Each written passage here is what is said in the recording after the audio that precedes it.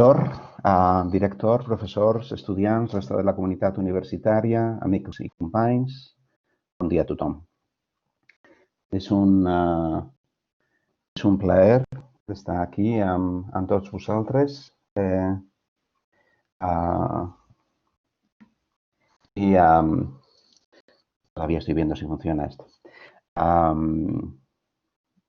Yo estuve con vosotros en la universidad del año 82 al año 88. Han pasado ya muchos años.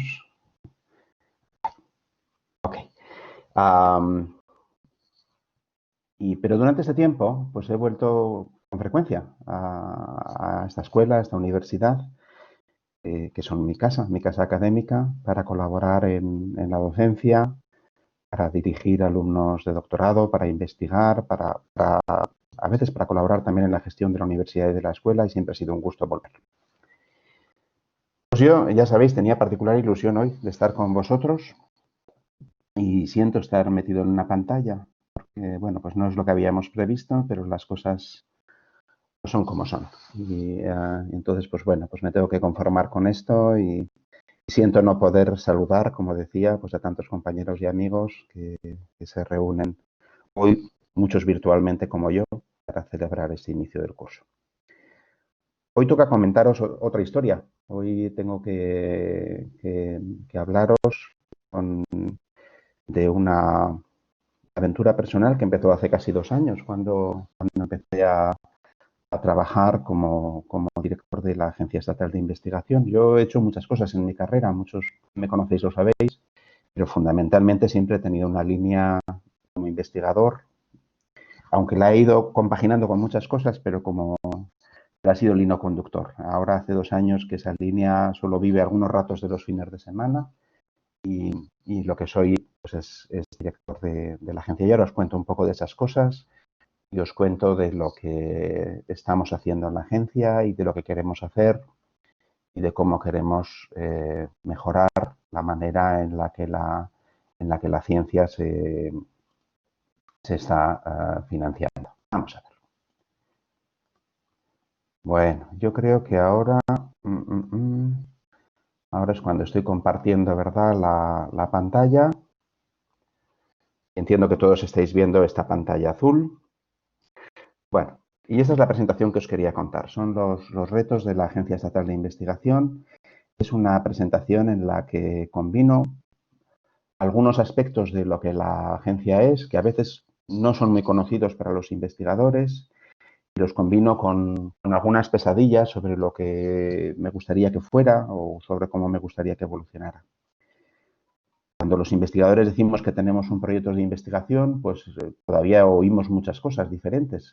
Unos dicen que lo tienen de la CICIT, otros lo tienen de la comisión, otros lo tienen el proyecto del ministerio, otros lo tienen de Mineco, otros lo tienen y algunos pues, efectivamente ya vamos viendo que los proyectos ahora, como otras acciones de investigación, los asigna la Agencia Estatal de Investigación. Os cuento lo que es la agencia. La Ley de la Ciencia, la Tecnología y la Innovación de 2011 ya anunciaba la creación de una agencia.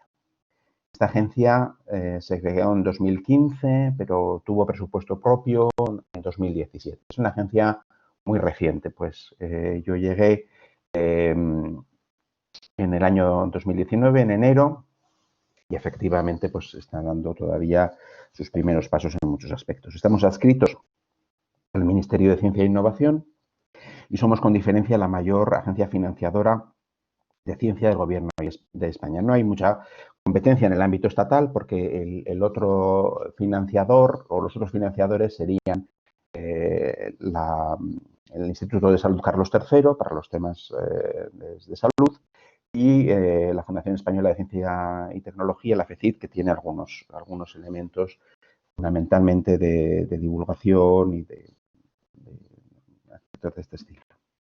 La agencia, en cuanto a su liderazgo, tiene un presidente. Bueno, pues aquí esto ya lo tengo que actualizar. No es en este momento el ministro de Ciencia e Innovación, lo fue cuando se cambió la estructura. Ahora lo es el secretario general de Investigación, Rafael Rodrigo.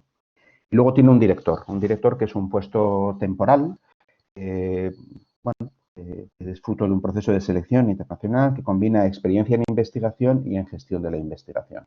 Y ese es bueno, pues, sí, hubo un proceso de selección y yo lo gané en el año 2018 y me incorporé en el 19. Esto es una responsabilidad que se ejerce por 3 años, renovable por otros 3. Además, el liderazgo se completa con un consejo rector que está compuesto por personal de los ministerios, también investigadores y personal de la propia agencia. Y finalmente tenemos un comité científico-técnico con 12 investigadores que nos asesoran sobre distintos aspectos del desarrollo de la agencia. Los principios que nos rigen, bueno, pues la independencia técnica, la objetividad a la hora de evaluar el mérito científico, técnico, innovador de las solicitudes y el que las evaluaciones que hacemos se basan en criterios preestablecidos. ¿Vale? Estos son temas que sí que están en el imaginario colectivo de la ciencia, pues porque sabemos que desde los años 80, que se reactivó muy intensamente la ciencia en España, pues bueno, esos son criterios que han ido rigiendo la manera en la que se han otorgado estos fondos de investigación. Nosotros, con un presupuesto en 2020 de 610 millones de euros, nos comprometemos cada año fondos propios, de esos 610, 595, fondos FEDER, Fondo Social Europeo y préstamos. Así, en el año 19 comprometimos 874 millones de euros en subvenciones y 210 millones de euros en préstamos que se aplican generalmente, casi exclusivamente, a empresas. También en algunas ocasiones los ligamos a instituciones públicas en relación con equipamiento. En la agencia somos más de 300 personas trabajando, pero unos 200 somos funcionarios. Cuando llegué yo eran 205 y ahora ya andamos 190, sube y baja, pero vamos, la tendencia efectivamente en la función pública pues es a la baja. Y además, pues completamos pues esas personas que no tenemos, porque la relación de puestos de trabajo de la agencia son 265, pues complementamos todas esas personas con empresas con las que tenemos asistencias técnicas y nos proveen de más de 100 personas. El mes pasado han entrado en la agencia 30 personas nuevas para ayudarnos a certificar los fondos europeos que estamos usando. Nuestras actividades, bueno, pues financiación competitiva, que es lo que más conocéis, evaluación ex ante de estas convocatorias, somos muy conocidos por esto, evaluación ex post, evaluación de impacto, esto lo compartimos con el Ministerio, somos menos conocidos por estas actividades que son más internas, y luego tareas de internacionalización de la investigación española con acuerdos bilaterales y multilaterales que se sustancian en convocatorias internacionales que también dedicamos fondos y que, bueno, pues van a crecer sustancialmente, como parece que anuncia ya tanto el programa Horizonte Europa como el propio Ministerio, que ha hecho un compromiso de multiplicar por bastante, 3, 4, 5, la inversión en convocatorias internacionales. En cuanto a evaluar y financiar propuestas de investigación, bueno, pues este es otro tema también muy importante, porque a pesar de que nosotros gestionamos las evaluaciones, son los investigadores los que toman las decisiones en la agencia. Nosotros usamos una figura, que es la del colaborador científico, que es una figura de la ley de la ciencia, por la que tenemos abducidos, ¿verdad?, a unos cuantos investigadores de la Universidad de Lleida, pero a muchos en términos generales, para que nos ayuden a gestionar los programas y las evaluaciones. Tenemos a 250 colaboradores científicos que lo son por un periodo largo de unos años. Se van renovando rápidamente, pues porque el conflicto de interés se desarrolla aún donde no existe de entrada, ¿verdad? Y tenemos estos 250 colaboradores divididos en 3 ámbitos de conocimiento principales: vida, no vida y humanidades y ciencias sociales, 19 áreas científico-técnicas, 55 subáreas, y así es cuando llegamos a estos 250 personas. Y luego también hacemos colaboradores puntuales, que son personas, investigadores, miembros de la Universidad de Lleida, por un número de unos 10.000 o más cada año, que evalúan una o varias propuestas, generalmente desde su casa, también desde la agencia. Y como os podéis imaginar, en el último año todo esto se ha vuelto completamente virtual. A la hora de financiar, pues la agencia financia fundamentalmente actividades de investigación y desarrollo, algo de innovación, y financia fundamentalmente organismos públicos, pero también en ocasiones al sector privado. Fundamentalmente les damos préstamos al sector privado. Y esto es lo que hicimos en 2019. En 2019 invertimos la mitad de nuestros fondos para convocatorias en proyectos de investigación, desarrollo e innovación. Invertimos una parte relevante, como un 14% de nuestros fondos en equipamiento científico. En el 19 hubo una convocatoria de equipamiento, en el 20 no hemos tenido. Y progresando con el tema, pues tuvimos un 6% en la convocatoria de Severo Ochoa María de Maeztu, un 28% lo dedicamos a recursos humanos, desde técnicos de apoyo, predoctorales y postdoctorales de 3 tipos, como conocéis, y hay un 1% que son acciones de dinamización, redes, de distintos tipos. Luego, resumiendo, la mitad de los fondos va a proyectos y la cuarta parte a recursos humanos. Son las dos líneas más importantes de lo que nosotros hacemos. No todas las agencias europeas o los organismos europeos tienen esta estructura. Pues, por ejemplo, la agencia francesa financia únicamente proyectos, es su especialidad. La portuguesa tiene una acción más variada como las nuestras, y en distintos países pues esto se estructura de distintas maneras y con distintos interlocutores. ¿Qué retos nos enfrentamos en la agencia? Bueno, pues uno muy importante es acelerar y simplificar. Esto es un reto compartido por muchas agencias. Yo recuerdo pues cuando estaba de oficial en la Comisión Europea, pues este era también una obsesión allí. Nosotros tenemos en acelerar pues bastante margen de mejora. Estamos consiguiendo acelerar algunas convocatorias. Es un empeño dedicado. Hay que decir que el entramado legal es muy complejo, particularmente desde que se estableció la Ley General de Subvenciones, que ha aportado mucha claridad, muchas garantías para los solicitantes, pero que también efectivamente supone pues muchos plazos diferentes para distintas actividades y que pues, en general pues hace que nuestras convocatorias más complejas duren 11 meses. Si nos comparamos, por ejemplo, también con el ERC, que tiene un esquema muy ligero de funcionamiento y una regulación ad hoc y muy ligera, pues ellos a menudo tardan 7 meses en resolver sus convocatorias, pero bueno, creemos que es necesario mejorar en este punto. Simplificar, pues seguimos intentando simplificar la documentación. Un tema delicado, acortamos los currícula, a veces nos falta información en los currícula. Hay que simplificar también todos los procesos, desde la solicitud, la evaluación, el seguimiento. Pero también es cierto, por ejemplo, recuerdo que convocamos hace poco, pues esto en relación con predoctorales, y la gente decía, pero ¿y por qué tengo que decir, hace unos meses, ¿por qué quieren que yo sepa antes de empezar cuántas publicaciones voy a hacer en la tesis? Pues no siempre nosotros controlamos todas las fases de estas convocatorias. En el caso de los predoctorales, lo que sucede es que usamos fondos del Fondo Social Europeo, y el Fondo Social Europeo necesita indicadores ex ante para luego comprobar ex post, 5 años después, si la evolución de esas personas en su inserción laboral ha sido la correcta. Es decir, tenemos algunas servidumbres también relacionadas no solamente con nuestra propia capacidad de generar, sino con los financiadores que nos acompañan en el camino.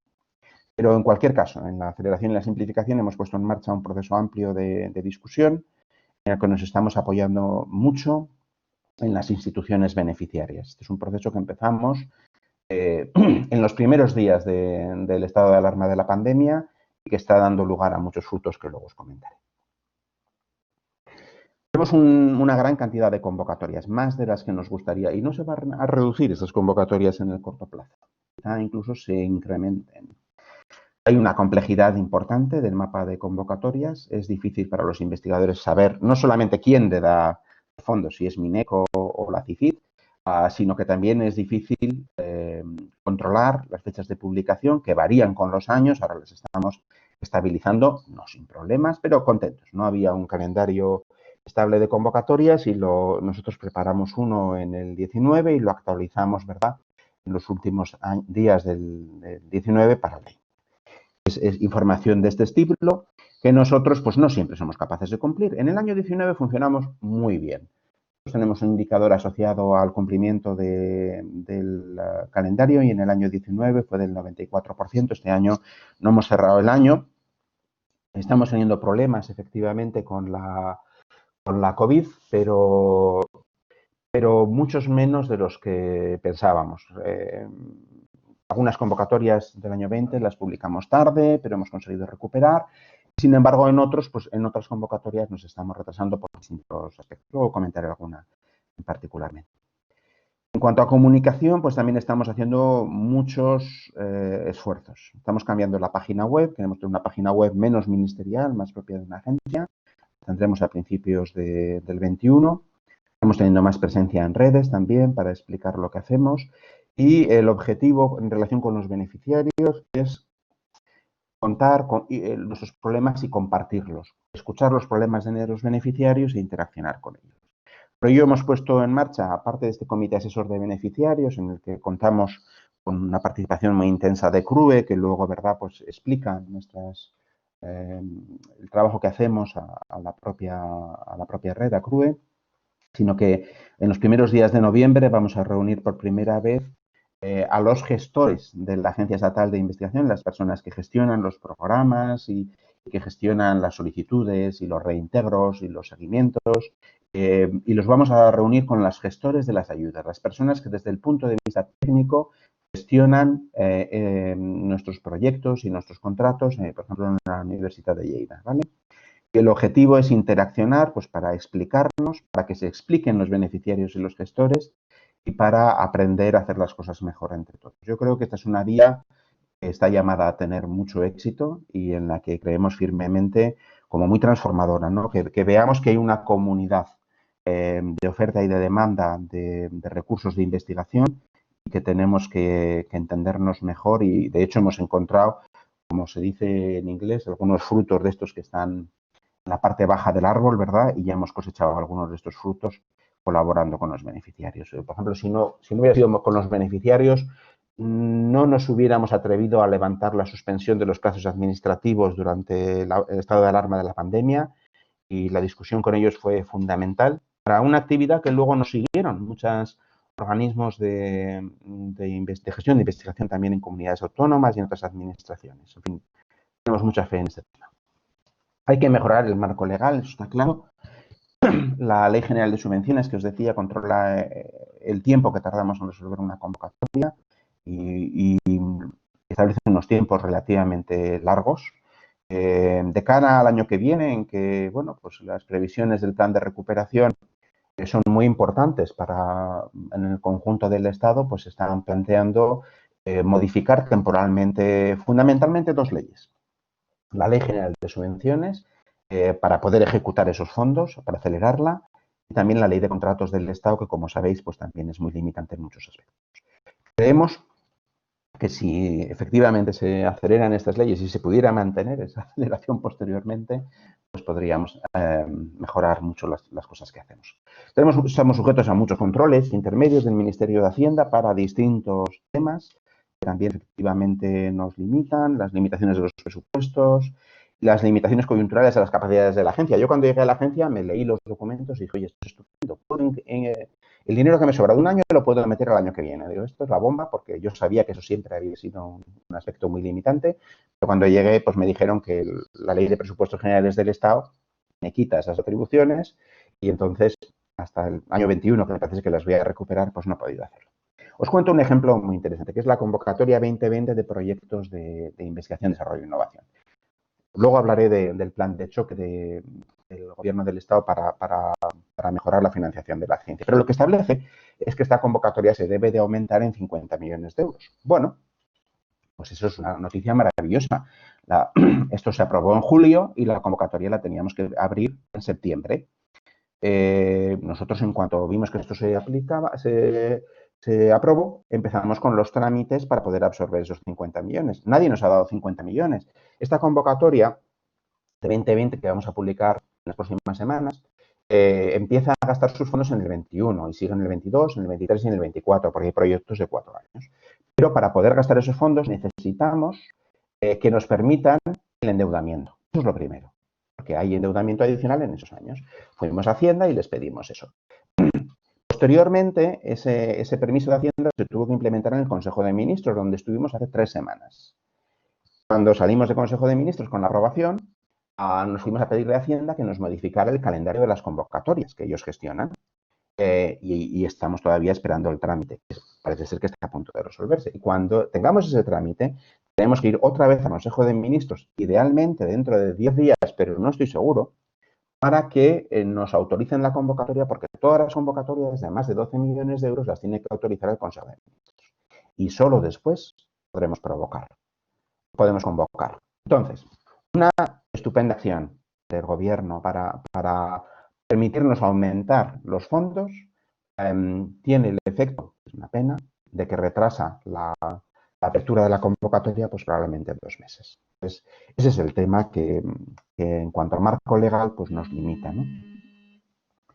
En cuanto a la informática de gestión, pues vosotros la sufrís también, tanto los solicitantes como fundamentalmente los gestores. Nuestras aplicaciones más recientes tienen 10 años y bueno, pues eso nos cuesta mucho dinero en mantenimiento. Hemos terminado una auditoría de los sistemas informáticos y tenemos ya un plan a 3 años para mejorar de todo nuestro software que esperamos poder cargar el plan de recuperación. De esa manera generaríamos un software de gestión de convocatorias mejorando muchos aspectos que sería usado por el Ministerio. Porque somos conscientes tanto de las limitaciones que tiene para nosotros como de las limitaciones que nuestro software impone a los gestores de los beneficiarios, como la gente de la Universidad de Lleida, a las que les cuesta pues, estar al tanto de las notificaciones, de las acciones que tienen que hacer o de los expedientes que están en marcha. Respecto a los fondos europeos, bueno, pues yo tengo sentimientos encontrados. Realmente es muy complejo gestionar fondos europeos cuando haces microgestión. Nosotros, en la Agencia Estatal de Investigación, pues somos muy conocidos por dar proyectos de investigación. Los proyectos más caros que hemos venido dando en una convocatoria, pues a veces hemos dado algunos de $500,000 de euros, pero damos muchos proyectos de 20 y 30.000 euros. Poner fondos FEDER en $500,000 de euros empieza a tener sentido. Poner fondos FEDER en un proyecto de 20.000 es microgestión. Los fondos FEDER se emplean muy bien cuando tienes que hacer la autovía Huesca-Lleida e inviertes 500 millones de euros de fondos europeos y lo haces en un expediente. Nosotros nos vemos en la tarea de hacer un trabajo de chinos para gestionar esos fondos. Es cierto que sin esos 1.200 millones de euros en 7 años, la financiación de la ciencia hubiera sido, si ha sido mala, pues hubiera sido bastante peor. Y es la única manera de compensar la caída presupuestaria, pero a nosotros, a vosotros, nos genera muchísimos problemas, muchísimos. ¿No? Es difícil hasta detallar la cantidad de problemas. No voy a entrar en este tema, pero realmente es un tema delicado. Y aún entro en detallar otro aspecto que también me parece muy importante. Es cómo uno casa un programa como FEDER, que está orientado al desarrollo regional y que beneficia particularmente a las regiones de Europa que son más, que tienen más problemas de desarrollo.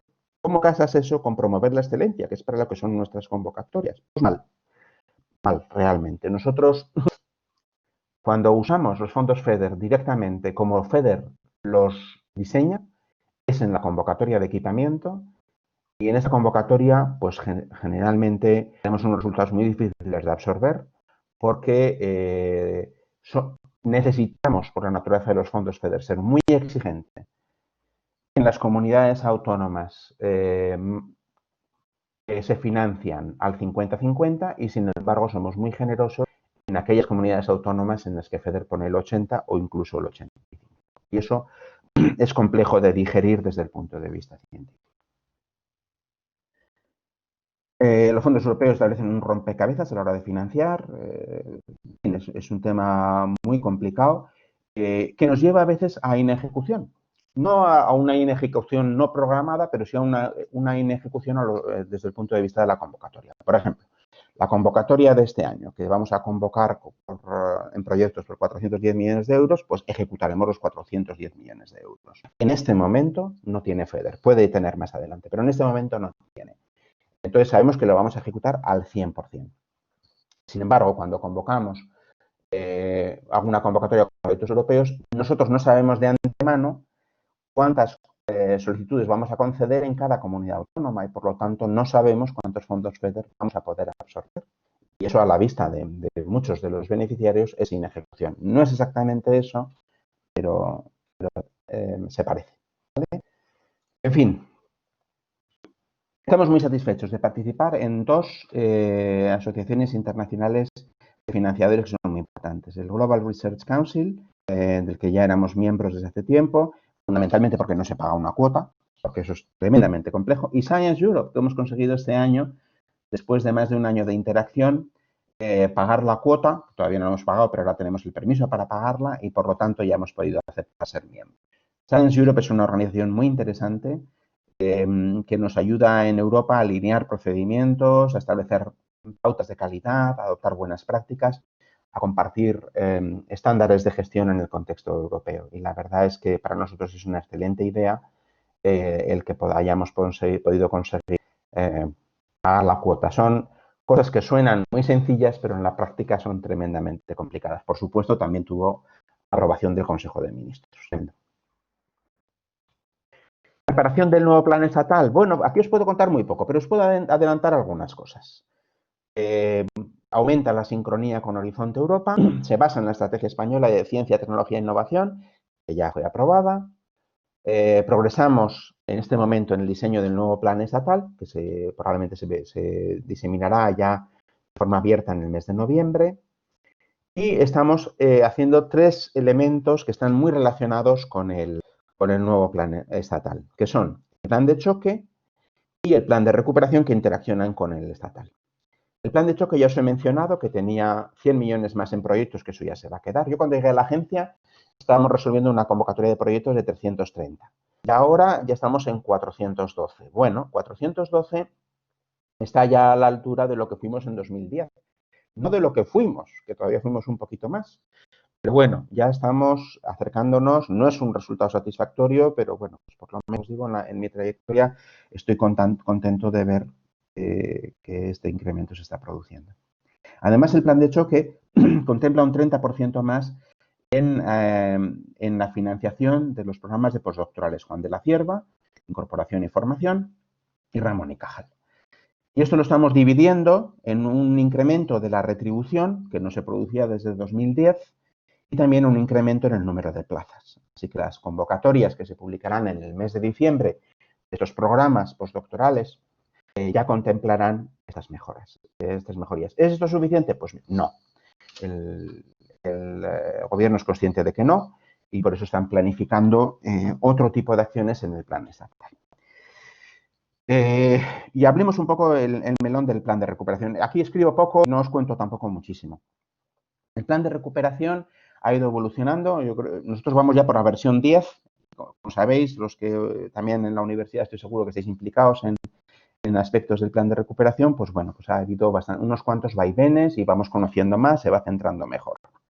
El plan de recuperación necesita cosas que estén alineadas con el semestre europeo, con las recomendaciones que se hace al país, necesita también acciones nuevas esencialmente, no son amigos de aumentar acciones que ya hay, y eso nos va centrando en distintos aspectos.